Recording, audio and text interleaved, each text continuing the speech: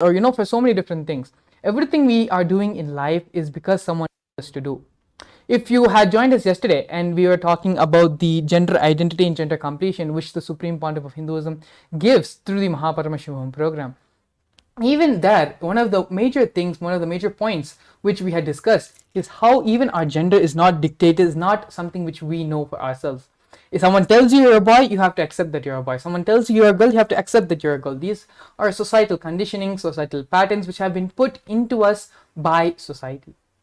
And so that is why everything which we don't have any completion in that. Either in our gender identity, we are not experiencing completion. And it's the same thing with life as well. Society tells you to go to school, society tells you to go to college, society tells you to get a specific job in a specific range, market, or workforce, professional life. Everything to you is dictated by society. At the maximum, they might give you a few options here and there, but the fundamental flow, the blueprint of your life is being given to you by society. And unfortunately, individuals, youngsters are not taught how to design their life, how to actually discover what is that they really want to do in life without a purpose. To put it in one simple word, life without a purpose. And so this is one of the many problems, one of the many things humanity doesn't know what to do. They're just so confused, not knowing what to do with themselves, not having a direction in life, not knowing what to do next. This is one of the major completions, one of the purposes of your life you're going to discover in the Paramashivam program, which Swamiji is going to be gracing us with today. Is going to be gracing us with all tomorrow. That was so beautiful, Mangala Maharaj. Now I think I should just skip the suspense and get into the real topic, which is training your brain to reflect the consciousness. That is the topic which we are going to be discussing about today. So Mangala Maharaj just explained about Adi Kailash and how the lifestyle and how the mission, the whole thing that Swamiji is reviving started in the Adi Kailash. How is that related to the topic that we are going to actually be looking into, which is training your brain into reflecting the consciousness itself, reflecting Swamiji, the ultimate, Paramashiva himself? Well, the Adi Kailasa, the source place which everything started manifesting from Swamiji himself, is one of the places that Kailasa directly is manifesting from, which is the Kalpa Vriksha, the banyan tree.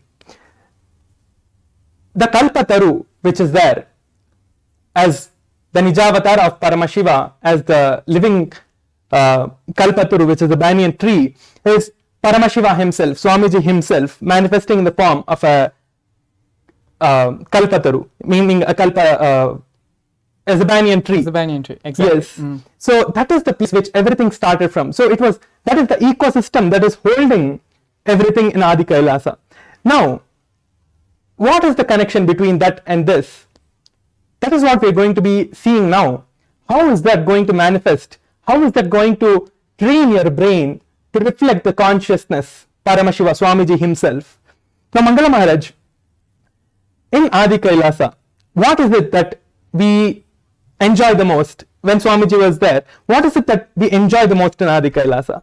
Actually, Adi Kailash itself is such a good experience. In my time when I was there in Adi Kailash, for many different reasons, we used to go and travel, and we would go for awakening programs, or we would go to a different Adinam. We would travel for different things. But only when you come back to Bidadi, only when you come back to Adi Kailash, you feel like it is home. You feel, it just feels, there's a subtle experience that you have when you come back to Bidadi, when you come back to Adi Kailash.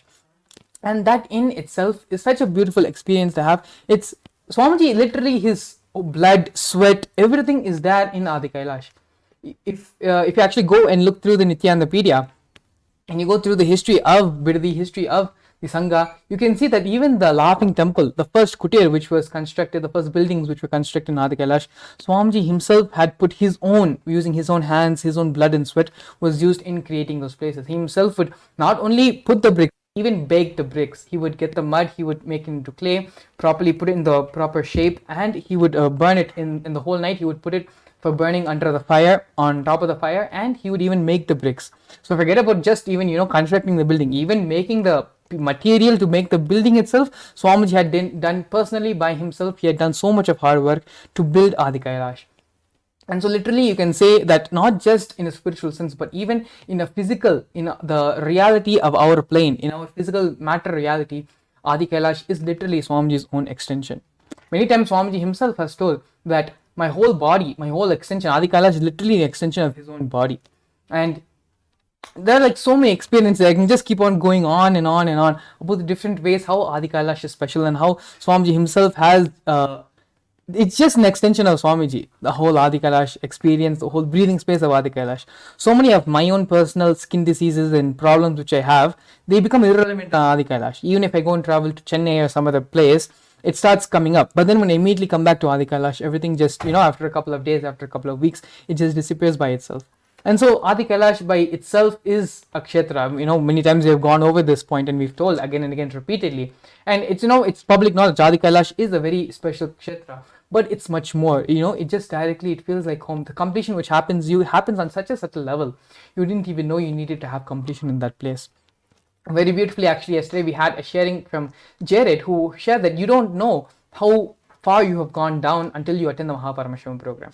You don't even know the different kind of sufferings you're having until you attend the Paramashivam program.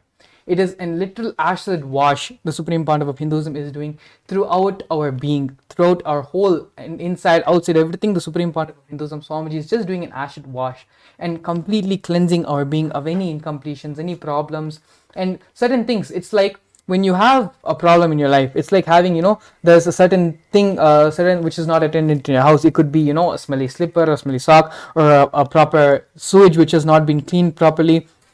Initially, you know that the problem is there, but without attending to the problem, by and by, the smell starts growing in the house, and you also become insensitive to the damage which is being done. You start becoming insensitive to the junk, to the dirt, to the sewage which is being accumulated.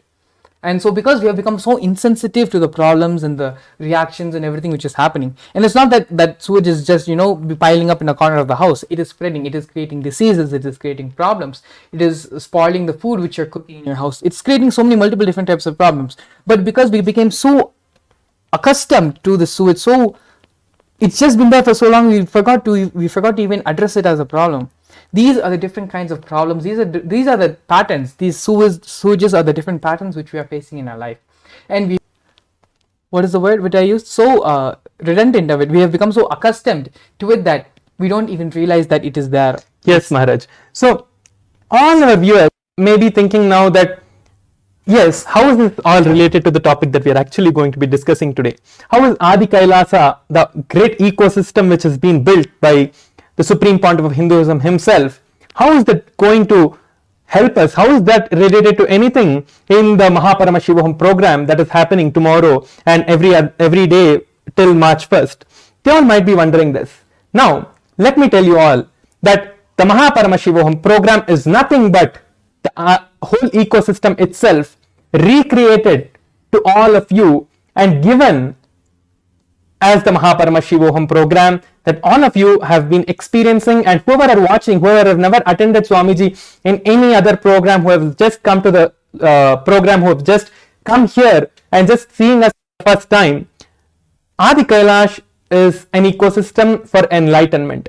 Anyone who is seeking for enlightenment, or even if not enlightenment, even if you are just seeking for a better life, even if you are just looking for, okay, I need some kind of a change in my life. If you see any of the kids these days, any of the teenagers, anyone, they might be just stuck in their life in so many different ways. They are stuck in so many different problems in their life. What is Adi Kailasha? Mangalaha Maharaj has so beautifully explained now. That ecosystem itself is manifesting in the Paramashivam program. And through the Paramashivam program, all of us are getting our brain trained. And the initiation that Swamiji is giving, that is what is going to awaken and reflect the consciousness, the Paramashiva Swamiji himself in all of us. So the training that we are getting is all the other things that we are doing in the program, like the yoga that we are doing and other processes, other kriyas, other meditations that we are doing in the whole day program, is all the training for that one experience, for that one reflection of Kailasa, of Paramashiva himself, Swamiji himself in all of us happening. That is what is the glimpse of the whole Adi Kailasa being given, the whole ecosystem manifesting in our life, in just the place that you are living. It's just Swamiji you, wherever you are, wherever you, maybe Swamiji is like giving the whole thing to you and making you all experience that no one should ever miss. Swamiji is making sure of that no one even misses this in any circumstances of their life if they're not able to travel, because many people I've seen that in when the programs used to be conducted in Adi Kailash, so many people used to be able to not travel because they were not able to get the flight tickets, they were not able to get the visas, they were not, so many different reasons people used to not be able to travel. But now Swamiji is manifesting the Kailasa itself, the Adi Kailasa itself in all of your lives, wherever you may be, whoever have maybe before because of some obstacle you have not been able to manifest the Paramashivoham or Mahaparamashivoham or any of the inner awakening programs that was conducted by Swamiji himself in Adi Kailasa or any other Kailasa. Now it is coming to all of your place as Kailasa itself coming to all of you. Swamiji himself is coming to all of your homes and giving, like, the whole initiation itself is coming to you wherever you are. You don't have to do anything literally. You just have to come and be attentive and be present in the program in front of Swamiji when Swamiji is giving the initiation. That is all that you need to actually do. There is nothing else, and there is literally nothing else that you have to do. There is only just coming and being part of it and sitting in front of Swamiji and nothing else. There is nothing else that I have to tell that you have to do this, you have to do that, nothing. You just have to come and be part of the program, sitting in front of Swamiji, and the rest will happen by itself. The training your brain means just sitting in front of Swamiji. Just sitting in front of Swamiji to for Swamiji to do what he's supposed to do. We don't know what Swamiji is going to do to us. Everybody, what Swamiji is going to do is completely different. The experience I have, the experience someone else has is completely different. It's never the experience is going to be the same. That is what you're going to experience in the Mahaparamashivoham program tomorrow. You're going to be getting trained and getting the consciousness itself of Paramashiva, Swamiji himself, reflected in your being. So you're going to be manifesting Swamiji himself in your life, and there is nothing more beautiful than this that could happen to anyone. Just to expand upon what Paramashivam Maharaj had shared, today Swami is us in the Sarvanya Pitam with the energy and space of the Adi Kailasa Sarvanya Pitam. Like this, every single day, the Supreme Pontiff of Hinduism is going to be coming in that space, in the bhava, in the environment, the Vatavarna of each Sarvanya Pitam. So like today we are having the Adi Kailasa Sarvanya Pitam, tomorrow it's going to be a different Sarvanya Pitam, day after tomorrow it's going to be a different Pitam. And so the same way how Swamiji is bringing these Bhava Samadhi, we're having the Bhava Samadhi for almost a couple of years now. Swamiji has been continuously, regularly giving us various Bhava Samadhi, and that's only being expanding and becoming more and more. So how having the darshan of Venkateshwara, darshan of Kalabhairava, of Lingodbhava, having all of them just being manifested in your screen, whether you're watching on your phone or your laptop or your TV, Kailasa is coming to you, Swamiji is coming to you, and that is only being expanded, not just to limited to the deity, to the God which Swamiji is manifesting, but also the Vatavarna, the environment, the Pitam also is being manifested, and that space, the same feeling, energy of that, of whatever the Sarvanya Pitam is, whatever the Pita is, the same energy is coming along as well. And so this is some of the things which you cannot actually, no one else can replicate. This is something which only Swamiji is doing, and only Swamiji can do for all of us, for humanity. I mean, come to think, how many of us even knew about the different Sarvanya Pitams until Swamiji revealed and shared all these great truths, great experiences with all of us. And so in many ways, it is only because of Swamiji we are truly not only discovering Hinduism itself, but we are also discovering ourselves. Truly, what does it mean to be alive? What does it mean to have to, to be a contributing member to society? How do we find the solutions to the problems which we are having in our life? For all of these answers, it is only one: Hinduism, reviving the authentic Hinduism, which Swamiji is doing in every possible way, every possible aspect, and in every possible method. And so the topic of today's session, train your brain to reflect consciousness, is nothing but allowing Swamiji to work on you, being in the space and having these right understandings. Actually, very beautifully, Swamiji had shared that in the Agamas, in the Jnana Pada, especially of the Agamas, all the Agamas are divided into 4 parts: Charya Pada, Kriya Pada, Yoga Pada, and Jnana Pada. So in the Jnana Pada part of the Agama, Paramashiva very beautifully says that to manifest any solution in your life, to solve any problem in your life, There's no need for any technique to be practiced. Knowledge is solution. These are the exact words that Swamiji said. Knowledge is solution. When you have the right knowledge, naturally the solution will manifest. Naturally you'll come out of those problems. When it comes to fire, all of us have the understanding that if you touch fire, if you put your hand in fire, you are going to get burned. It is a simple knowledge. There is no technique which you need to do about it. There is no special seminar which you need to have about it. You simply know the fact fire burns. You put your hand in the fire, it will burn. It's a simple knowledge. It is the same way. Everything in life, when you have the right understanding, right context, you know why it is wrong for you, how it is going to damage your body, damage your system. Naturally, you will just, it's not even a question. No one has a question, do I go put my hand in fire or not? That no one does. Yes. Everyone, it's a simple, mutual understanding everyone has. Fire burns. The same way, certain cognition, certain thought current, certain action, it burns your inner being, it burns the system. It burns the Swamiji in you. And it is this understanding which Paramashiva reveals in the Agamas, which the Supreme Pontiff of Hinduism is decoding and explaining to all of us in the language that we understand for our modern era, for the age which we speak. In this language, the Supreme Pontiff of Hinduism is giving and translating it in a way from the Sanskrit and the great Tamil of the languages in which these truths have been recorded to the language which we understand and speak. The translation of it is being done by the Supreme Pontiff of Hinduism and is being beautifully presented to all of us in a way where we can understand and we can speak in the same language in the same way. So coming again, these are all just glimpses, and as we said yesterday as well, we can only do so much by speaking. But it is only when you truly experience the program and listen to the experiences of others also who have gone through the previous Paramashivam programs, and they're going to be joining us, and they're going to be sharing on today's segment as well. We have a couple of devotees who are going to be coming and joining us and going to be sharing their experiences about the Paramashivam program. So you don't need to take our word for it, but you can even take people like you who are outside, who are studying, who are working, who have family, who have jobs. The amount of transformation which has happened in their life, in their own words, is incomparable. The amount of possibilities which open up in their life is unimaginable. We will be trying to do one thing, but a possibility, a door, a path, a new way for another thing opens up. Yesterday, beautifully, Tirupaya was sharing. He wanted to do more contribution through the field of yoga. And so when he entered into one step, he did one thing for establishing yoga studio to start enriching people through yoga. He only did one thing, but he saw the second door was opened. And so when he went for the second door, he saw the third door opened. And then from the third door, the fourth, and like that, so beautifully, his life is expanded now. And nothing he did. All he did was attend the Paramashivam program and let life happen from there, let life take off from there. And so Swamiji is coming in the Bhava where he established the Adi Kailasa Sarvanya Peetham, created the headquarters, the base for where the mission started. From that Bhava, this Leela is what is going to be expressed through the Supreme Pontiff of Hinduism tomorrow.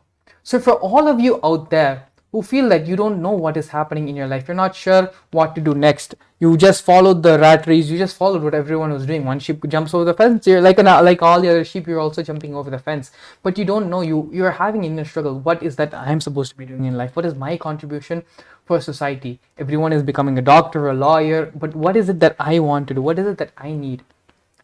For all of this, the simple answer is coming to the Paramashivam program, attending the Paramashivam program. But Mangala Maharaj, we have not even told the people how to register for the program still.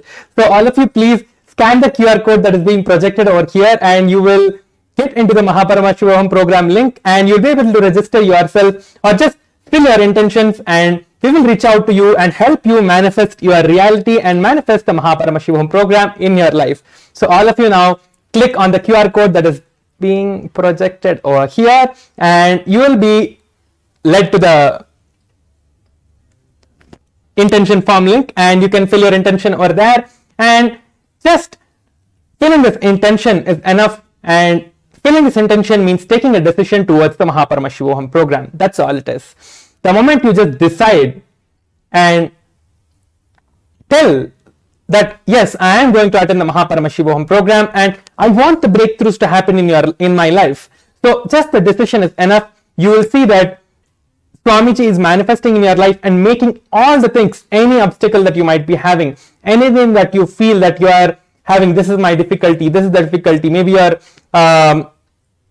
if maybe someone in your house might not be wanting you to attend the program that Swamiji is conducting, or anyone who is any obstacle that you might have, you might not be able to do anything in your life, and because of which you are not able to attend the program, you can fill the intention form and just let us know that you want to attend the program, and we will make sure to reach you and cause your Paramashivam for you and make sure that you are able to attend the Paramashivam program. So now you can just scan the QR code and you will be able to fill your intentions in the QR code.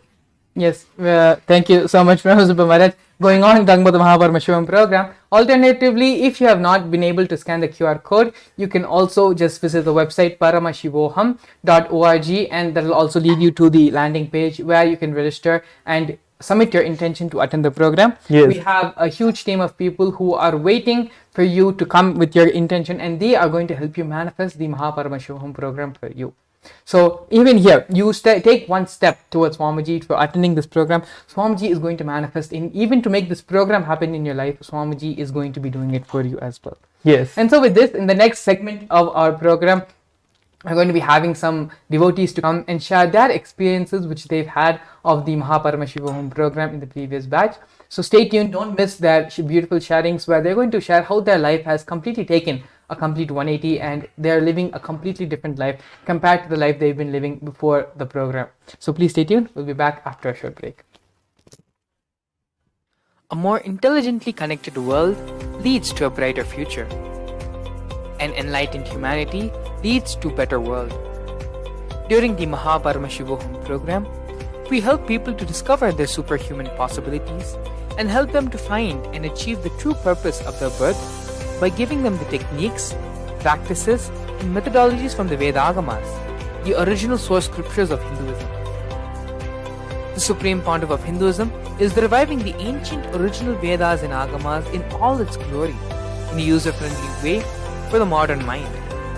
The Supreme Pontiff of Hinduism is transforming human beings into divine beings, reviving, initiating, and replicating the 463 powers from the Agamas revealed by Paramashiva. The Supreme Pontiff of Hinduism is not just giving solutions for every problem man faces, but is making them irrelevant to their lives by transforming human beings into divine beings. Listen. Any argument presented by your mind, body, your present reality to establish you are not Paramashiva, you are not omniscient, omnipotent, omnipresent. Anything presented to prove you are not Paramashiva is illegitimate. Decide this. This is super determinism. Understand? Anything you declare as illegitimate will lose power over you, will die in few days, few minutes, maybe in few weeks, whatever few days it takes. It will not have power over you. Understand? This is the method for sudden enlightenment. This is the method for sudden enlightenment. It happens by the Shaktipada. Here Paramashiva is sitting to tell you all, you are Paramashiva, you are me, with Shaktipada and Shaktinipada. The Dvitiya Vijnasa Krama is an extensive and thorough yoga sequence to prepare your body to receive the experience being given by the Supreme Pontiff of Hinduism. Through the yoga, which is aligned as per the source scriptures laid down by Paramashiva and the Agamas, you break all the impossibility in your body and in turn break the very cognition of impossibility. The program leads you to go beyond your human frame and limiting human ideas, which prevents you from living your highest possibility.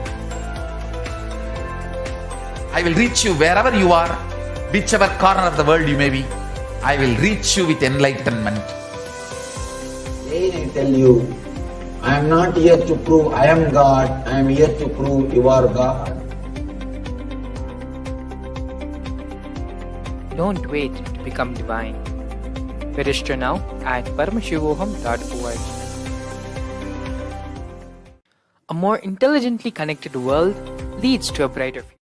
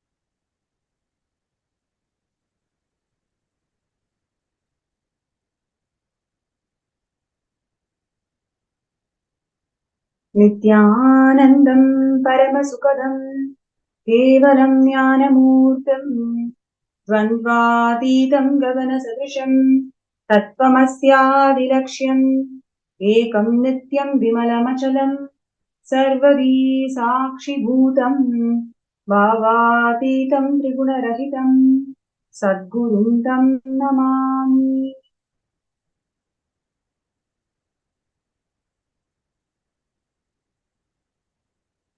Nithyananda, I welcome all the participants to this most eventful Bhava Samadhi Darshan. The Nijavatara, the supreme pontiff of Hinduism, Bhagavan Nithyananda Paramashivam, manifesting today as Maha Sadashiva Murti, gracing the whole world with his presence, with the Bhava Samadhi Darshan, empowering all of us to experience the superconscious mutation. I'm sure all the participants and viewers are having amazing time, especially the number of Bhava Samadhi Darshans for the last few months, how Swamiji is showering the whole humanity with his darshans and powerful satsangs, constantly inspiring us to make us realize that we are all Paramashiva, the inner divinity within us. So now today's segment is going to be one more interesting segment on the contributions of the Supreme Pontiff of Hinduism in gender equality. So before we get into the segment, we would like to share with all the participants that let us keep this space as interactive as possible. And if you have any questions, if you have any suggestions or comments, please feel free to use the MPSN group, the Paramashivam group in Facebook. So all you need to do is the QR code is being projected on the screen. So if you may scan the QR code using your mobile device, it will directly lead you to the MPSN group where you can post your comments, suggestions, and whatever you would like to hear from us, more from us, you can please post them there. And in the end of this segment, we're also going to be having a third eye scanning segment. So whoever is finding obstacles to manifest being part of Sarvanipita, or you're finding obstacles to manifest the Maha Paramashivam Season 2 program, you can request for a third eye scan, and that will also be scanned at the end of this segment. So, so how many of you are excited for this segment and looking forward to listen and know more about the the contributions of Supreme Pontiff of Hinduism in gender equality? You may feel free to post that in the chat or in the MPSN group. Yes. So today, before we get into the contributions of Swamiji in gender equality, the Tiruchengodu Sarvanyapitam, one of the 21 kingdoms where Swamiji is the Guru Mahasanidhanam. So we'll be looking into how this whole Tiruchengodu Sarvanyapitam was made, and mainly focusing on the humble beginnings of Kailasa. Today we know Kailasa as the first nation of Hindus, which is so historical. The plight of Hindus for the last 2000 plus years who went through brutal persecution, finally coming to the culmination where we all have the first nation, where the Supreme Pontiff of Hinduism is the sovereign and the constitutional authority guiding the whole humanity into the science of superconscious living. Today, Kailasa has established diplomatic relations with several nations in the world, and this, the policies of Kailasa is welcomed in global level, where it is actually being a trendsetter for approaching the world issues through the sciences, sacred sciences of Vedas and Agamas. And almost every week we have the Kailasa entering into diplomatic relationship with another country. And so many contributions and so many success of Kailasa nation we have been seeing. But how did this all begin? So that is what we'll be looking into the first part of the segment, which is the humble beginnings of Kailasa. Swamiji has time and again shared with all of us that it is always one person at a time and one being at a time. What we experience as Kailasa today, it is all because of Swamiji's hard work, 30 years of hard work, which is something unimaginable. As a single person, Swamiji has built this whole nation out of his sheer love and compassion for the humanity. Now, we'll look into a small video which actually talks about, or even shares where you can actually connect with the amount of hard work and the humble beginnings of Kailasa, how it all started, and what we are experiencing today as Kailasa's success is something unimaginable. But over the last 30 years, Swamiji's hard work is something we cannot even understand and recognize. So let's take a look at the video, which will actually where we can connect and understand Swamiji's hard work.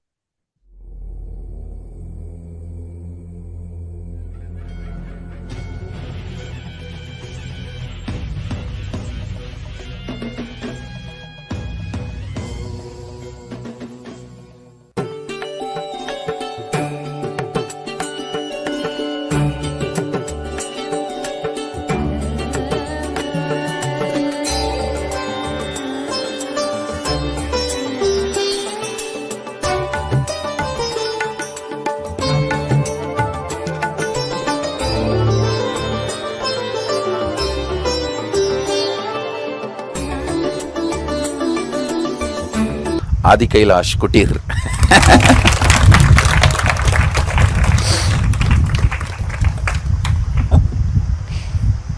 This is the first bed cum simhasan. In the night time I'll use this as a bed, and daytime I'll sit and bless the villagers or people who come for healing. And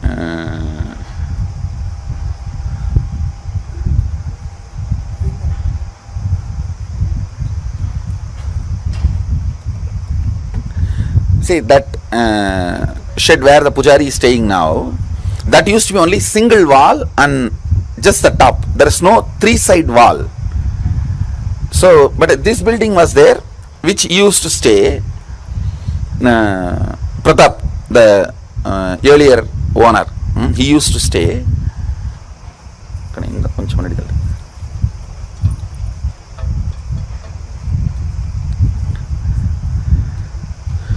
The first time when we printed calendar with banyan tree and Dakshinamurti, in 2003 we printed. Actually 2002 I did the foundation stone. A small bit land was given. These guys have already wanted to give, they committed to give. The registration process did not happen in 2002 because somebody was traveling in their family. The registration happened 2003, but the Bhumi Puja was done in 2002 with another one person who gave a small bit of land. And so foundation was laid actually in 2002 on Chitra Nakshatram and Namavasya. Now only we found out it was Chitra Nakshatram.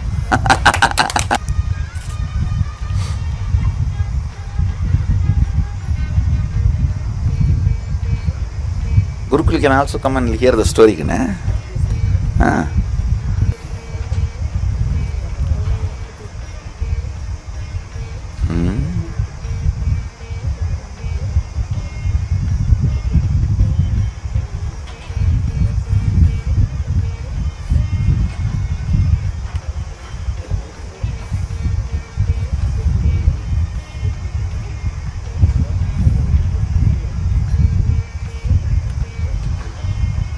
See, first calendar we printed,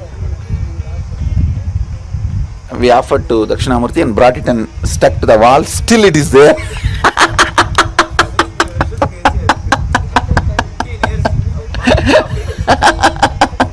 Actually, Pratap had a high respect for me. So after he allowed me, started using this. He never stayed here. He used to stay only in that building. He shifted there. See, first I started staying there for a few days, and then he saw that there's not even shade all these three side and the security things. Then he asked me, Swamiji, you stay here. Then started staying here. He built a toilet just for me, and then once I started staying here, he stopped using it. So if at all he comes, then I'll go and rest there. Used to have that one, that kayar mat cart, that kaithakattal solumilla, kayar mat rope cart, that kind of a cart here. And then that started giving way. It became a little old. So then I started using this nighttime bed and daytime simhasan. This was the 2-in-1.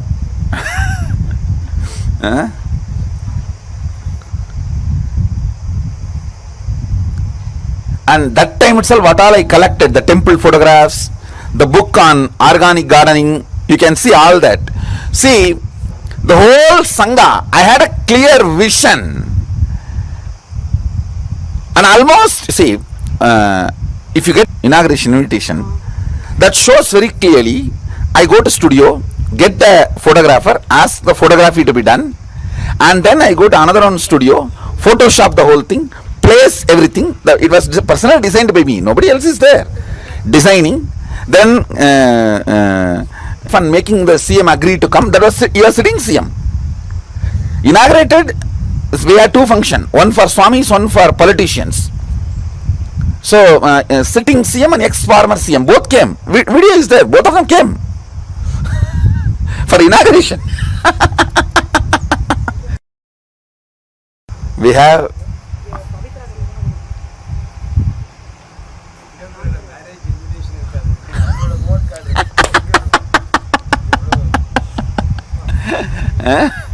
including the blessing cards we gave, everything we have a copy, and car sticker, like an internal gumming from sticking from inside. Ah.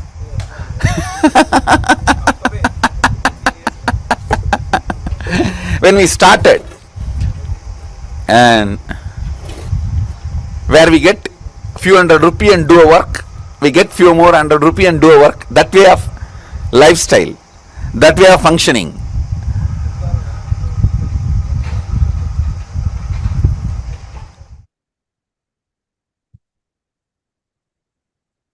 That was such an inspirational revelation by Swamiji, because what we see as Kailasa today, as the first nation of all the Hindus, is out of sheer hard work of Swamiji. Right from like what Swamiji is saying, the sharing is 2 decades before how Swamiji started the whole Kailasa. And in today's segment, we will be seeing the humble beginnings of Kailasa in Tiruchengodu Adi, which is even before this Adi Kailasa sharing. So literally how Swamiji started his first monastery.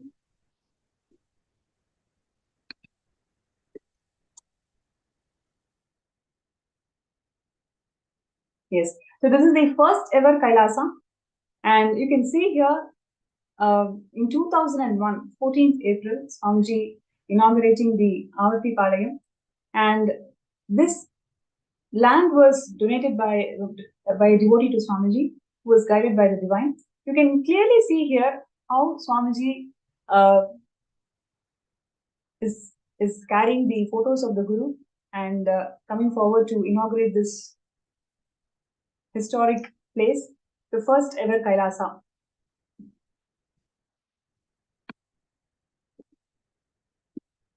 So this monastery is located in Bhavani Sangamam, a confluence of 3 sacred rivers, Kaveri, Bhavani and Amrita. And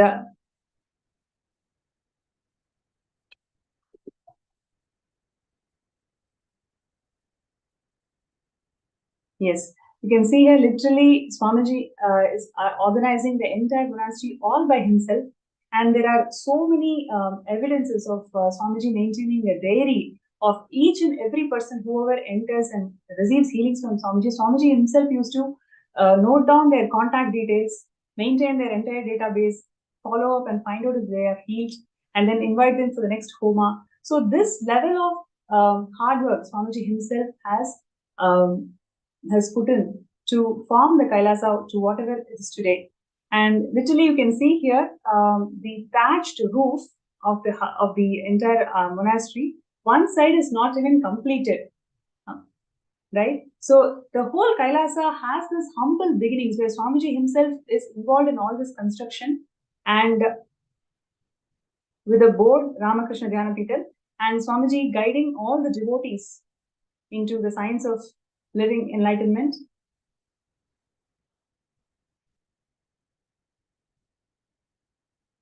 So it was hours and hours Swamiji spent in building each and every person, each and every being. So there are so many evidences where Swamiji has recorded a complete diary of all the people whoever visits the Adinam, receives healing, their entire contact database Swamiji maintains and follows up and ensures that they are healed and invites them for the next puja. And after they come to the puja, how we can develop into Adinamasi. So like that, each and everything Swamiji used to do all by himself back in 2001 itself, literally 2 decades before.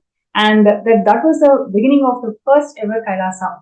And slowly from there to Adi Kailasa in 10 Peter. And then literally Kailasas spread all across the world. And today they are standing as the first nation of Hindus. So one of the important contributions in today's segment, we are going to see one of the important contributions of Swamiji in terms of gender empowerment. Gender equality is one of the subjects that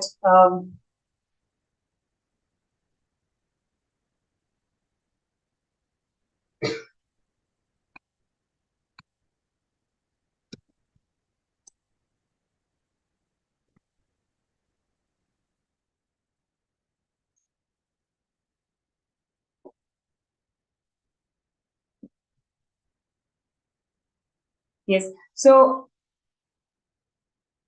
the devastating impact of gender bias in the modern world.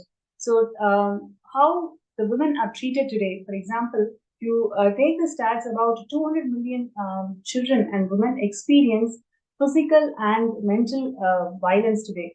A study that was published in February 2021 found that women with promising academic careers have limited leadership prospects in workplace, and they also experience sexual and emotional violence in the workplace.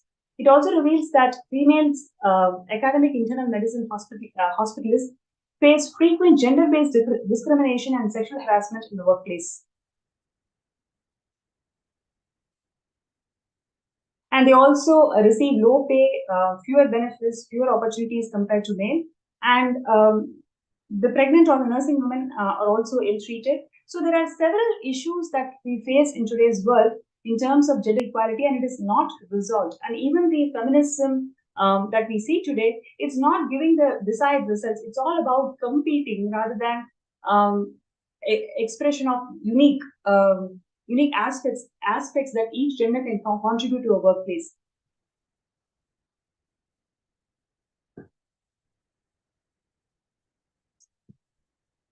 Now, let us take a few minutes to look into women in Hinduism, how women is treated in Hinduism. In Hinduism, women is the first guru, and Sadashiva says that Devi once asked, "If I see Guru and God both at one time, to whom should I bow down?" And Paramashiva says that you have to bow down to Guru, right? In Hinduism, Guru has the utmost importance because Guru brings God in our lives. Only by the grace of Guru, God happens in our lives, which is why Paramashiva tells us always bow down to Guru. And Hinduism, Mother is the first Guru. So this is how we worship feminine consciousness in Hinduism. And one of the other things which I also wanted to bring it out is the sacred verses in Adharva Veda. One of the things that Hinduism is always persecuted is about how the sacred texts in Hinduism are mistranslated and misquoted, that they have always discriminated women in terms of equality. That is how the mistranslated and misquoted text talks about women. But now in today's segment, we're going to see some of the shocking revelations of how women in Hinduism is always respected. So one of the things that I wanted to share is the sacred text from the Adharva Veda, which talks about girls should train themselves to become complex scholars and youthful through brahmacharya and then enter the married life. This is from Adharva Veda 11.5.18. See, we always hear that girls are denied education in Hinduism. That is how the Macaulay text and the intellectual persecution on Hinduism has always showed us that girls are denied education. But as per the sacred verses, girls should be trained into complex methodologies and they have to become scholarly.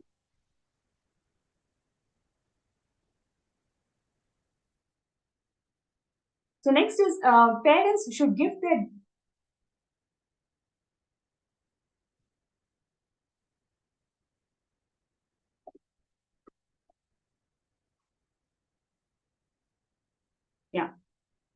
parents should give their daughter intellectuality and the power of knowledge when she leaves for the husband's home.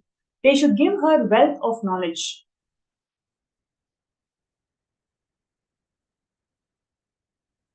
And once again, what we are seeing here is husband to wife. Give us the discourse of knowledge. Well, again and again, this all these sacred verses shows that Hinduism always promoted, in fact, revered women's knowledge and always empowered women with knowledge. Oh, women, you know everything. Please provide us the strength of prosperity and wealth. Oh, women, you are the keeper of knowledge of all types, which is karma. So this is how a woman was treated in Hindu kingdoms and Hindu society. And more verses we are just sharing where it says that woman is endowed with knowledge. And this is a very important verse. Would like to bring it to the attention of all the viewers. Oh, groom, this bride is protector of your entire family May she dwell in your home for a period and sow seeds of intellect. See, there is a verse, actually textbooks, which talks about how woman is always under the shadow of a man right from her birth, whether it is a father or a brother or a husband. All the time she needs to be under the shadow of a man. So this is how mistranslated and text on Hinduism portray such that women is experiencing a lot of discrimination in Hinduism, but in reality, the women after marriage, she is revered for the kind of knowledge that she brings to the family. Hey wife, become the queen and manager of everyone in the family of your husband. So this is how woman was treated after she gets married. I'm knowledgeable and you are also knowledgeable. If I'm Samaved, then you are Rigveda. So literally, we can see all these sacred verses talks about the intellectual knowledge that the woman carries and how she is revered by the entire society.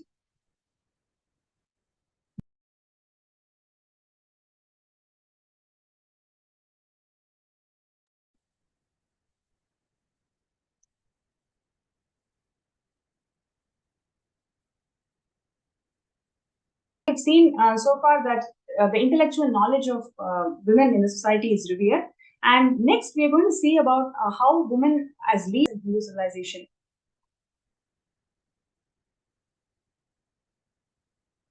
So, one more sacred verse which talks about where a woman is sharing that my destiny is as glorious as the rising sun. I am the flag of my home and society. I am also their head. I can give impressive discourses. My sons conquer enemies. My daughter illuminates the whole world.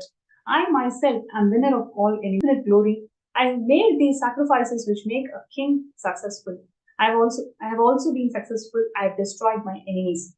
You can see how powerful a woman used to be in Hindu kingdoms. Women should take part in legislative chambers and put their views on forefront. And in this mantra, it is enforced that wife or ruler should give education of politics to others. Likewise, the king should do justice for the people and queen should justify her role. So in every level, whether it is women in the society or in the kingdoms,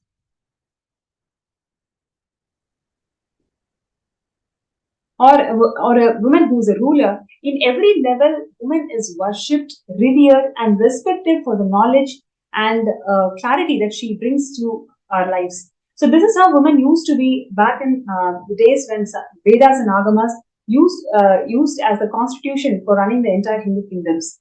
And over the years, because of Hindu persecution, the first thing that the anti-Hindus did was completely they mistranslated and misquoted these sacred texts, where in a way that we started developing that hatred towards identifying ourselves as women in Hindu.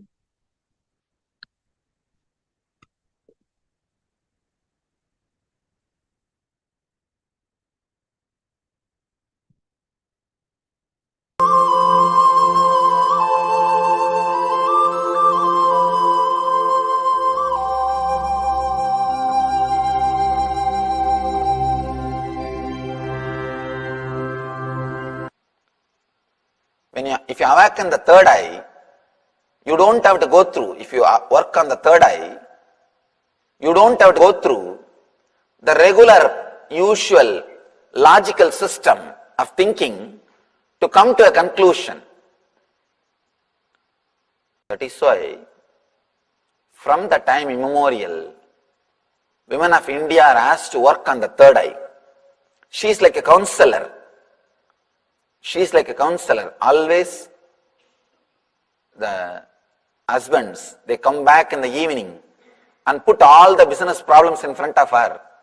Get her ideas and opinion and counseling. She was respected because constantly she works on her third eye. There are so many ways to work on the third eye. That kumkum or the bindu which you are using is also one method. And concentrating on the lamp. If you see a traditional Indian woman's life, it's nothing but working on third eye. Whole day they Their lifestyle is nothing but working on third eye. They are knowingly or unknowingly, they work on the third eye. And moreover, women by very nature are intuitive. They are very intuitive. Just by seeing somebody, they can tell where he is looking, what far he is looking. Because the intuition is a basic need for them to protect themselves. From the young age, they have to develop that intuition to protect themselves. It is not a luxury for them, it is a basic need for them.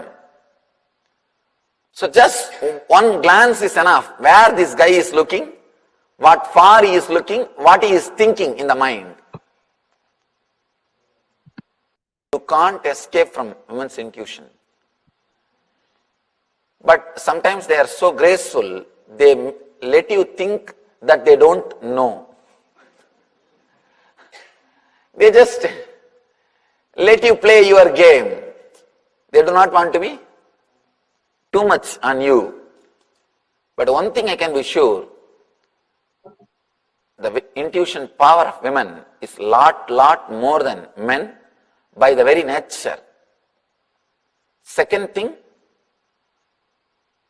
the techniques traditional Indian women practice, like kumkum or every day sitting in front of that lamp and meditating on it, all these things are techniques to awaken the third eye.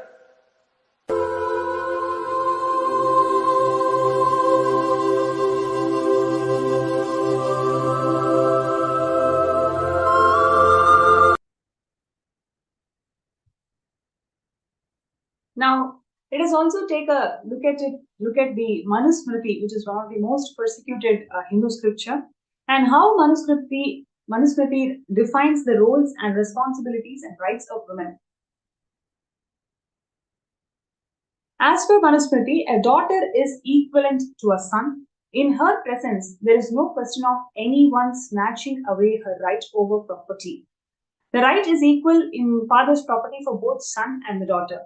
Again, always we are used to the ideas that women is denied educational rights, women is denied of inheritance rights. So these were the common misconception and hatred that was spread because of anti-Hindu intellectual persecution that anti-Hindus did as an intellectual persecution to Hinduism. And now in this whole segment we'll be talking about the different Hindu laws which literally empower the Hindu women. A daughter alone has the right over personal property of her mother. That is one of the laws as per Manusmriti. And another law is if a person has no kin or wife, then his wealth be distributed equally amongst his brothers and sisters. If the elder brother refuses to give a due share to other brothers, then he is held culpable by law. So, in fact, if you're not going to respect women in society, you are actually considered as a culprit. So, those relatives who rob away or thrive on wealth, property, vehicles, or dresses of a woman or her family are committers of sin.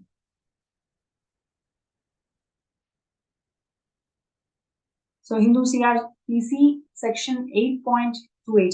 So, if a woman is alone because she has no children or no men to provide for her security in her family, then it is a duty of the government to ensure her safety and security.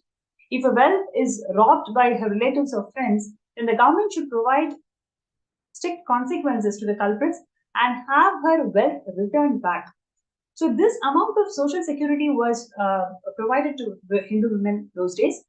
And as per Hindu Puranas, there is this beautiful ritual of Tulabharam where Bhagavan Sri Krishna on the golden throne, sat on a golden weighing scale, and his wife Satyabhama puts lots of gold jewels and coins to show her love towards Bhagavan Krishna. What this shows is that one angle to look at it is Devi Satyabhama had her own independent wealth and property apart from what she had shared with Bhagavan Krishna. And for more than 4,900 years, until British broke and changed the Hindu law of succession and inheritance, Hindu women had the right to inherit their own wealth, property, and assets.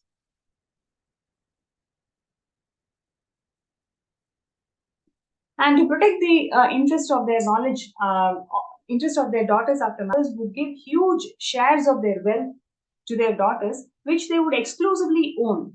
And as per Hindu law, it could not be taken away from her. But this was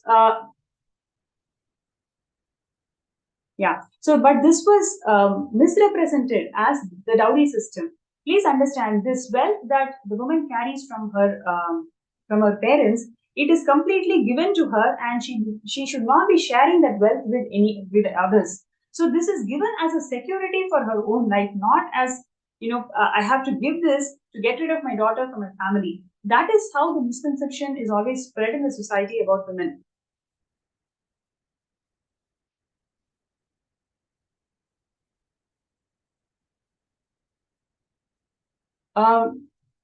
Yes. So ensure that these women never weep out of sorrow. So even they cannot cry as per Hindu law.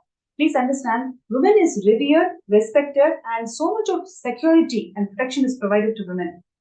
The society that respects women is a heaven, and where women are denigrated, even the noble actions go waste. If you have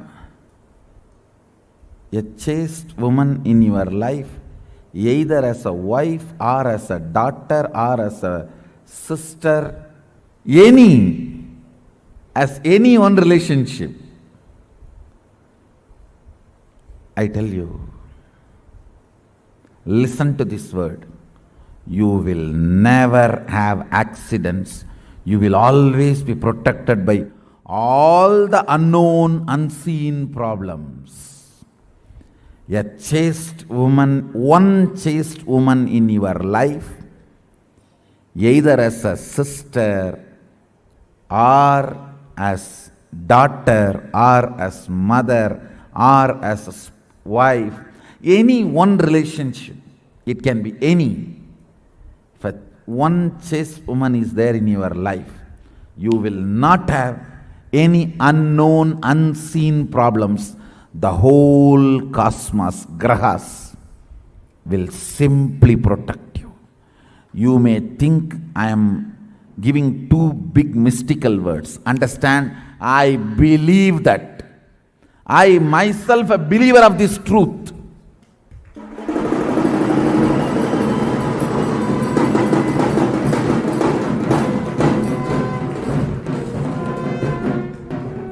I myself a believer of this truth, the chastity of that woman.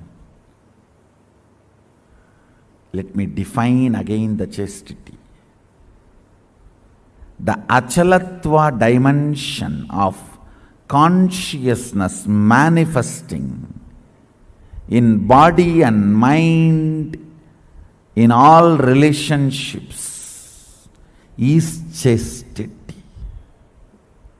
Man having the chaste women in their life, either as mother or daughter or sister or spouse or whatever, some relationship brings cosmic protection.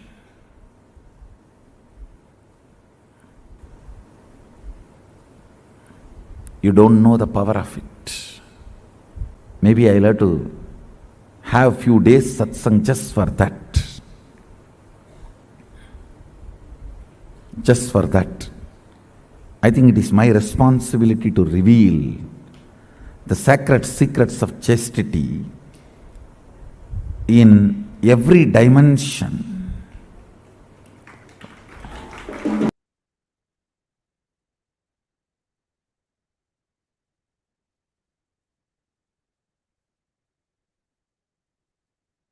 Yes. The Hindu law related to women assuming the role of a son in absence of male sibling.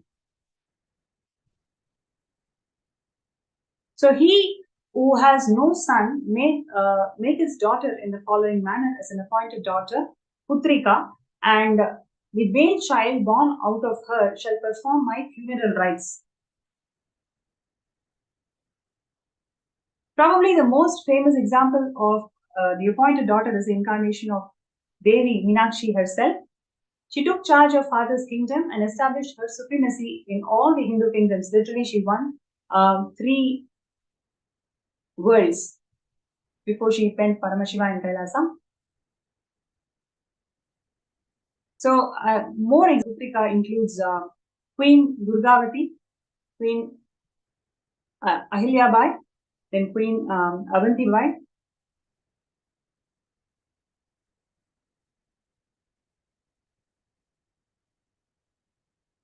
And then we also have Rani Lakshmibai.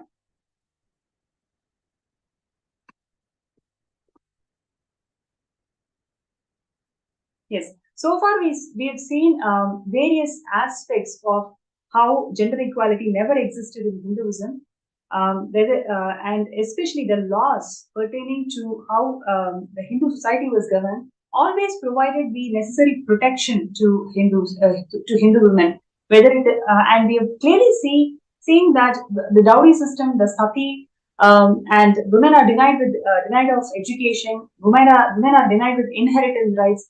All these are blatant lies that's been spread in the society by the anti-Hindus. And now in the next segment, we're going to see one of the most persecuted traditions of Hinduism, which is the Rudra Kanya tradition, which is actually called as a Devadasi's tradition, which is completely persecuted and spread lots of lies about it. So now we are going to see the Sarvaparitraga of Vellayammal, who used to be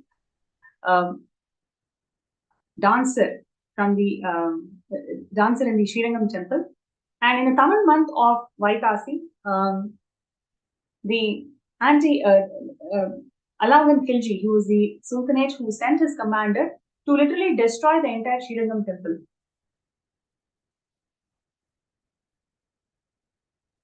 So in this attack, literally they killed about 13,000 Hindu men, but the sacrifice of 70 Devadasis literally saved the entire Srirangam, and especially the main deity, the Nambarmal, was protected because of the sacrifice of 70 Devadasis who were led by Vellayammal.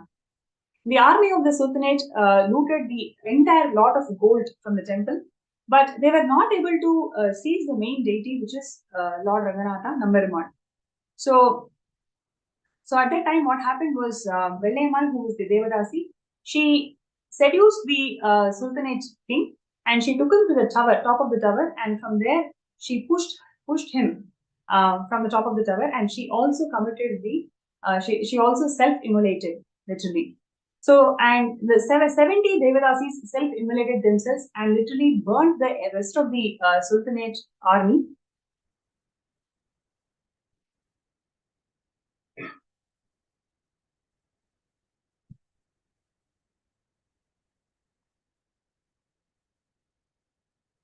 So it is because of the ultimate sacrifice of Vellayammal and the 70 Devadasis, which literally saved the main deity, Nambarumal, today. So it is not a laziness or it is not huge violence. It is actually the ferocious strategic Tyaga that these Devadasis exhibited those days, which saved this entire enlightenment ecosystem for us today.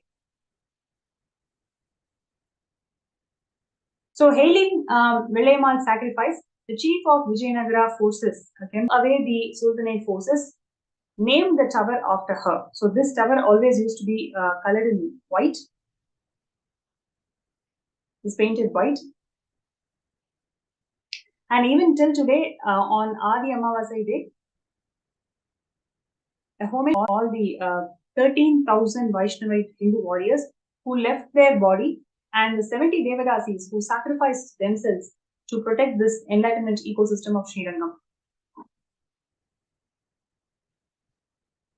So the so-called gender equality that we are seeing today is actually infused in the Hindu kingdoms by anti-Hindus. It is not the Hindu scriptures It is actually anti-Hindus who infused this level of gender inequality. So when facing defeat in the war, Indian royal women committed mass self-immolation by jumping into huge pyre of fire. This was done to protect the purity of their body and the DNA and to avoid capture, sex enslavement and rape by any foreign invaders. So they had to protect themselves from these anti-Hindus and these invaders, not because it was told in the Shastras that they have to go and immolate themselves in the absence of husband. So Rajput women burned their bodies rather than drinking poison because even after their death, they didn't want their bodies to be touched by any men.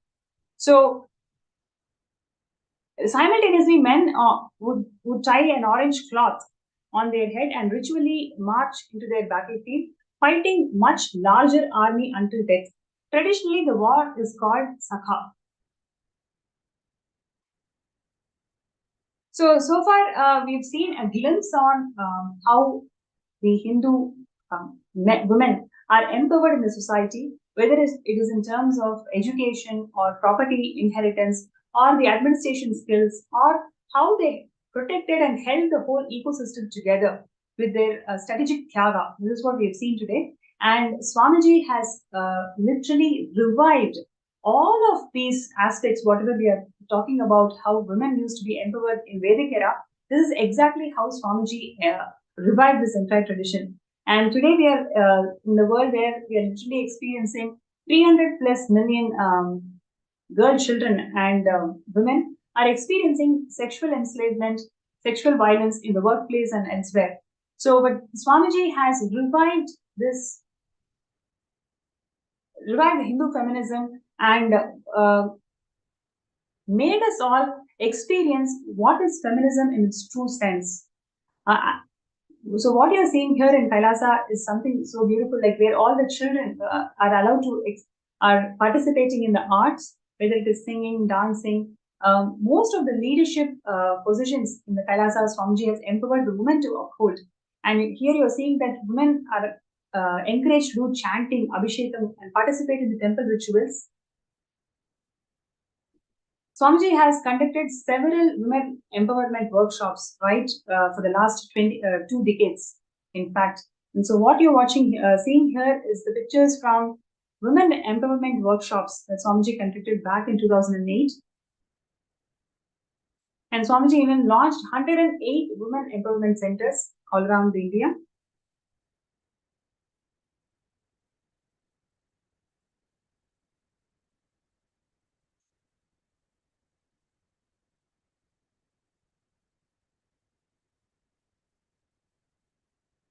And Swamiji also introduced Nithyananda Grama Seva Yojana, where women from rural parts of India, they are empowered to self-sustain themselves.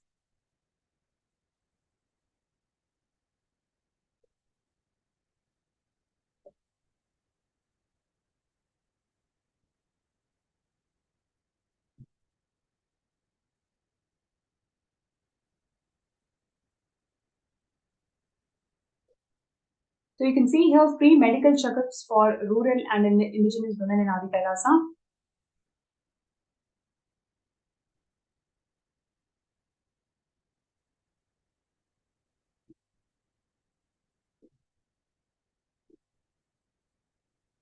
So several such initiatives the Supreme Pontiff of Hinduism has established in the last 3 decades of bridging the gap in the society about gender intolerance and gender inequality. What you're looking here is the rural women empowered through job training in jewelry making and science of Rudraksha.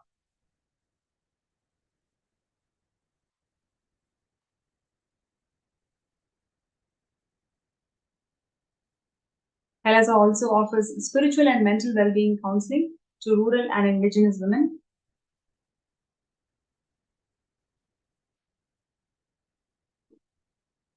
In addition to providing health assistance, medical camps for rural women.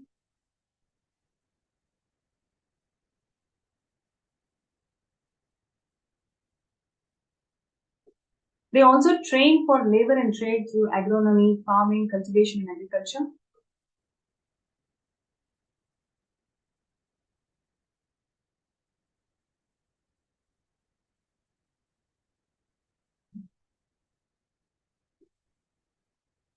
Kailasa has empowered the indigenous women through teaching them to perform Hindu rituals, temple administration, and training them in all temple sciences.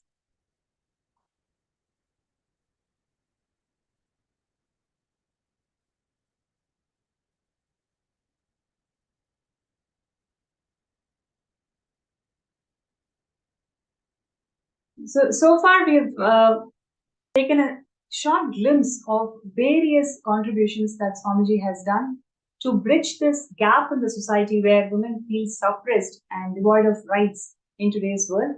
How Swamiji has empowered the divine feminine consciousness in all the women and literally revived the way how women used to be treated in Vedic era, whether it is in terms of excellence in education, empowering them in administration, empowering them in inheritance inheritance, and empowering them in expressing themselves through arts and tyaga, the undeniable tyaga that woman is always epitome of. And today we are going to be having a speaker who's going to share her experiences of being in Kailasa as a woman, how she was able to overcome the gender inequality that she faced in society, and how Swamiji's teachings literally empowered her to discover who she truly is. So it is my pleasure to welcome Ma Durjati to the show today.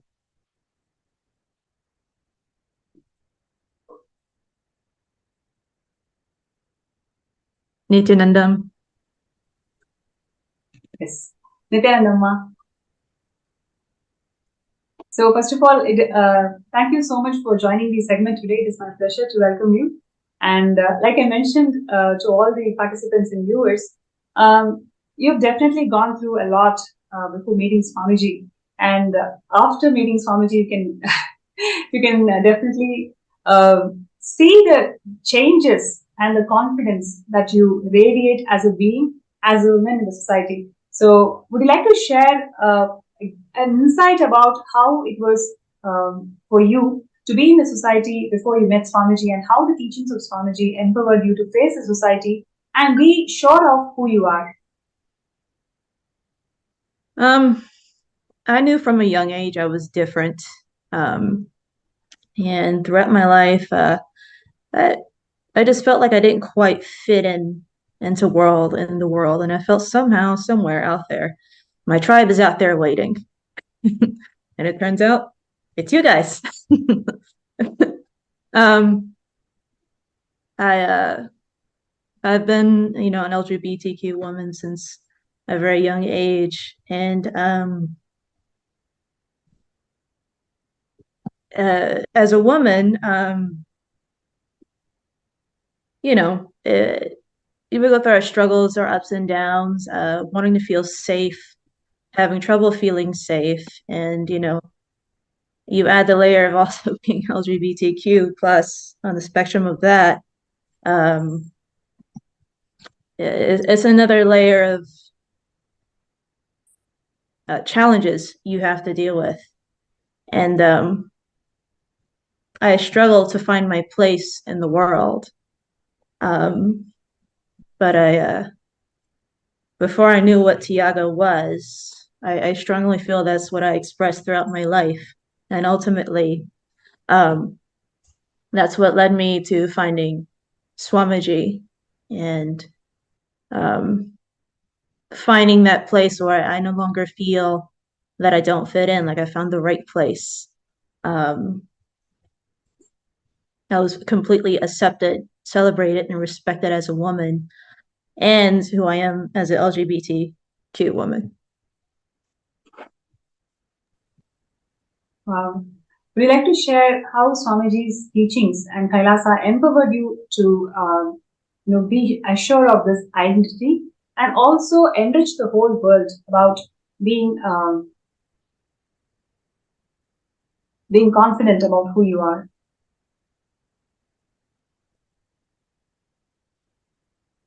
I watched when I first came to Swamiji, I found him on YouTube, and I found him by looking up Kundalini Yoga. But I also watched his videos about female empowerment and Hindu women, and that greatly appealed to me.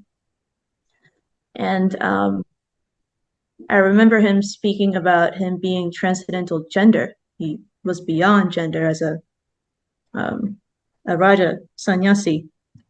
And I found that incredibly appealing.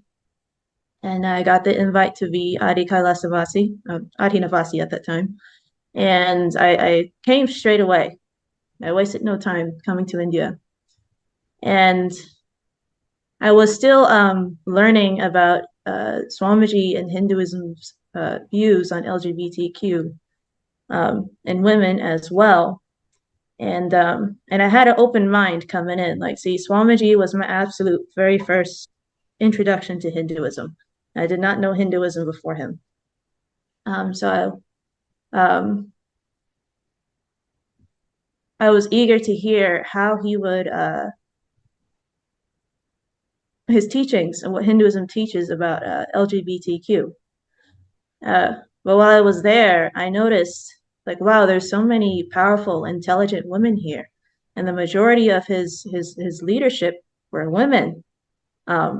Many sannyas, many grihastas, many mothers, grandmothers, even like young teenage girls, incredibly intelligent, powerful young women, like 16, 17. They already had leadership roles and they were rocking it. And I was so thoroughly impressed. And I remember just a few weeks into being Ahinavasi, he spoke about the LGBTQ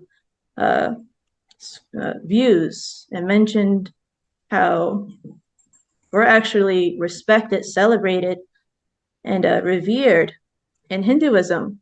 And he started talking about the 11 genders. And I was just floored. And I'm like, see, I mean, I already knew this was the guru for me, but then I definitely knew that he was the guru for me. And Hinduism was absolutely a place I could go home. I was no longer orphaned. Hinduism was absolutely the path for me. Swamiji was the guru for me. And there was a Kailasa for me in my own unique path. And I was empowered and celebrated and accepted by many around me, and many like me as well. And since becoming his disciple, I felt incredibly empowered over the years, incredibly confident, like more sure about who I am. And I also learned that I'm more than just, LGBTQ. Like there's more. There's more layers to gender than what you read and learn about in society. There's more of a deeper spiritual aspect to it. So knowing that in Hinduism, there's 11 genders, like I learned more about myself. And it's been a beautiful journey of growth. And to be handheld by Swamiji himself in this journey, I feel more empowered than I've ever been in my life, for sure. Yes. Wow. Thank you so much, Mom, for sharing your journey with Kailasa and Swamiji. And I'm sure there are so many more women out there who are looking for solution, who are looking for that self-assurance of, being confident about who they are and enrich the world with the intelligence, innate intelligence that they are endowed with. So your journey is definitely inspiring for all of us. And would you like to share about why do you see Kailasa as the only solution for the world, where especially we are experiencing more than 50% of the women experiencing sexual violence and sexual harassment in their workplace and in their families? From what I've learned being Hindu and everything Swamiji has taught, women are divine. Women are powerful. Like, Like the force behind the universe is feminine, you know, Devi, Parashakti. And there's thousands upon thousands and thousands and thousands of scriptures empowering women and sharing the importance of worshiping the divine feminine, completion with mother. Every step of the way, like Hinduism has always protected women, stood up for women, empowered women, even down to laws about inheritance, taking care of a single woman who does not have husband or family and such.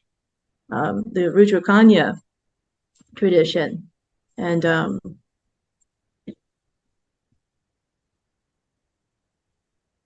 it's like it's in Hinduism, it's all encompassing. It protects and looks out for women in every aspect of her life. She doesn't have to pick and choose. You know, look at this, you know, especially as a LGBTQ woman, like all of me is accepted, all of me is respected and celebrated. And the laws are meant to protect me too.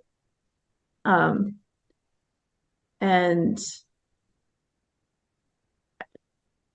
Hinduism celebrates every aspect of a woman and makes sure that it cares for her, protects her, and empowers her in every single way. She is completely revered. As every woman in Hinduism is a form of Devi, Parashakti, and the scriptures and the worship. That's what it seems like it's all about. You have to see and respect every woman as a form of divine mother, a form of Parashakti, and every aspect of it, medical, legal, social, political, the worship aspect of it, it's all to support a woman in Hinduism. And Kailasa, Swamiji embodies that in every level. And I feel it will provide support for a woman unlike any other organization or body or government we've ever seen out there in the world. I feel it'll be on the cutting edge of women's rights, like beyond. And it'll be an example to the rest of the world, I feel, that how to revolutionize women's rights, you know, for all women. That's what I feel. Yeah, thank you so much, Gurjyoti, for sharing your journey with Swamiji and your journey with Kailasa and how it has empowered you. Thank you so much for joining our segment today. Nithyananda. Nithyananda. Dear viewers and participants, that is the journey of Gurjyoti, and there are so many more millions of women out there who's looking for a solution, who's really looking for some voice, some support that can empower them, that can assure them who they are, and that can make them powerful, feeling empowered about their existence as women in this country. Swamiji has revived the Hindu feminism in all its senses, whether it is in terms of empowering them emotionally, physically, and spiritually. So Kailasa stands as a testimony of how women can be empowered and how women can express all their abilities as how a Hindu woman used to. So the need for Kailasa is where literally every single one of us can feel that assurance and feel that empowerment, where who you are, who you truly are. In a society where there is so much of judgment, so much of abuse, so much of harassment, Kailasa stands as a pillar of support for all the women out there. So if you feel so connected to this cause, to help, to empower, to enrich all the women out there, it is an opportunity for you to be part of Kailasa. Sarvanyapita is a project where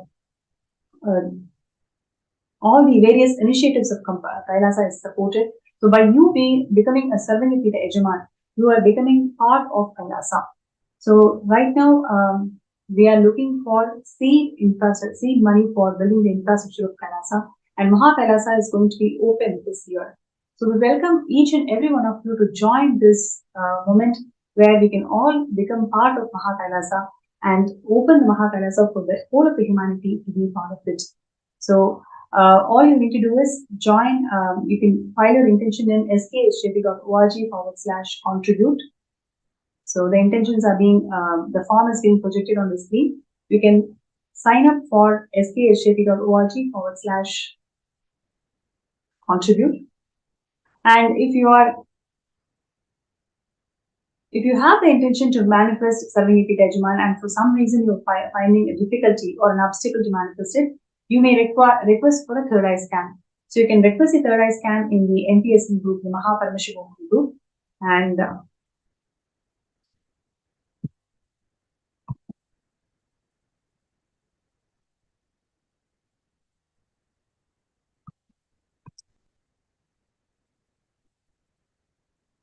also would like to hear from the participants today. So many of you are women, and you have definitely connected with various other women in your society, in your office place, how they feel about themselves, how confident they are able to move and express themselves in society, you very well know. But on the other hand, after Swamiji has given all these initiations and powerful cognitions, how you are handling the society should be very different than how they handle it. So we like to share your thoughts and your cognitions on how women empowerment is being supported by Kailasa and Swamiji in a big way. Also requesting all the participants, whoever would like to have a third eye scan, you can post that in the MPSN group.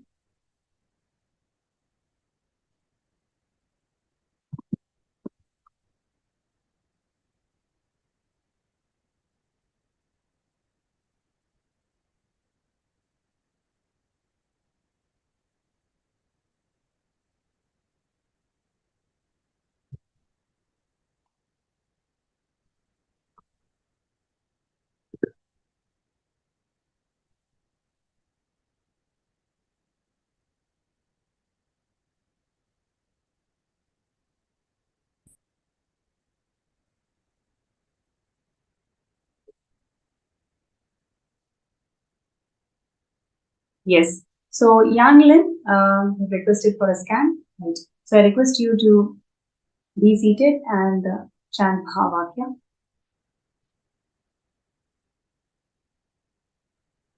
Om Nithyananda Paramashivam. Om Nithyananda Paramashivam. Om Nithyananda Paramashivam.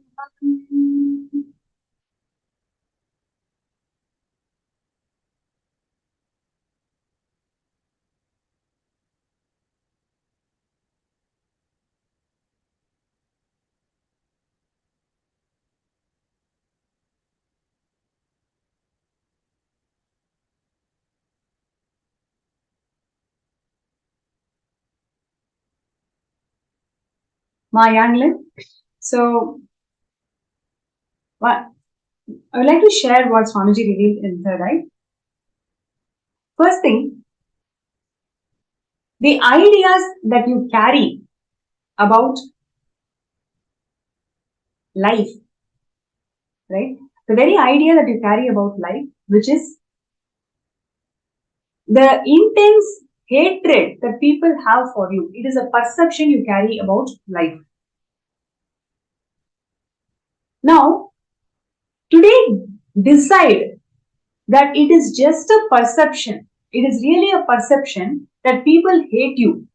People have nothing to do about who you are and what you are doing. It is actually your perception which makes you feel that people hate you. So, Yanglian, today, throughout the day, all the exercises that we will be doing today, focus on this life cognition that you are carrying.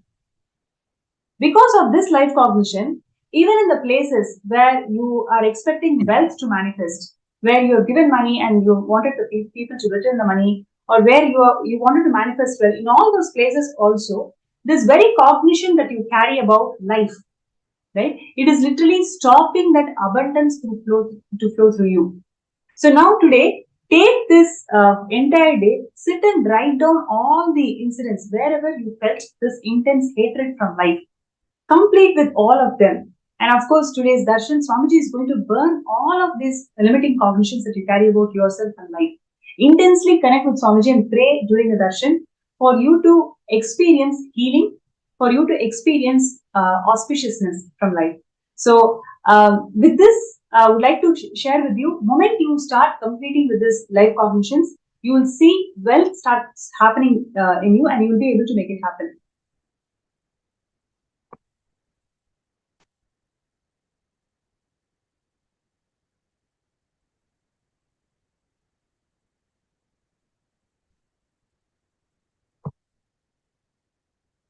Yes.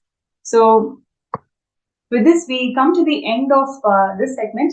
I encourage and request all the participants, even if you have the intention to become a Sarvingapita Yajaman, but you don't know how to manifest, you need to understand that you need to take the first step. Just you taking that first step, Swamiji is going to take million steps for you to manifest this reality for you. So requesting everybody, all the participants and viewers, decide to be part of this Kailasa nation, which is going to solve so many global problems that we are facing in the world today.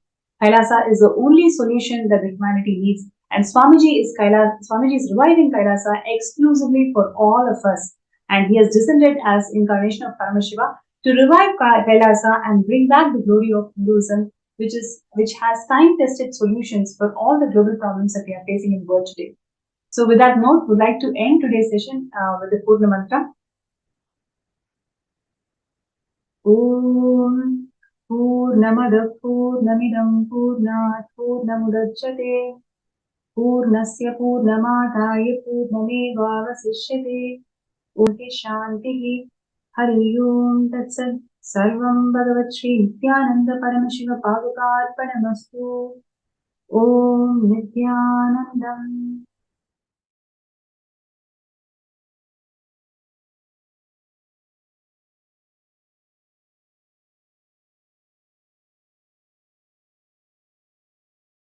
Participants that are eagerly awaiting, today's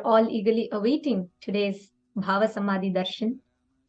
All of us are going to be bestowed with the darshan of Mahasadashiva Murti. We are going to be having the divine audience with Paramashiva himself, where all of us invariably, whatever walk of life you are from, or whatever space that you are right now in, nothing matters. Whether you're stuck in some issues, or you're stuck with something inside you or outside you, none of these matter, because all of us are going to enter into the Bhava Samadhi. All the live viewers that are watching us on YouTube and Facebook, if you want to be a part of this live Bhava Samadhi that's happening, you can avail this opportunity by signing up for Mahaparamashivoham, because in Mahaparamashivoham, right now, in just a few more minutes, we are going to be having a very, very special darshan and a very special session directly with the Supreme Pontiff of Hinduism himself. So thank you so much for all the viewers that have joined us. Anybody that wants to be a part of this is the call for all of you. Join us for Mahaparamashivam. And every day we are blessed with various different darshans and exclusive sessions with the Supreme Pontiff of Hinduism. Yesterday, Swamiji had a very powerful session, just one session, which is equivalent to 10 Mahaparamashivohams. And Swamiji simplified one of the most complicated concepts about Hinduism and some of the most complicated things about Hinduism. Swamiji gave it in the most simplified, most practically applicable method to all of us. So do not miss these exclusive sessions. I know there are so many of you out there wanting to be a part, so do not miss it. Please sign up and you all can join us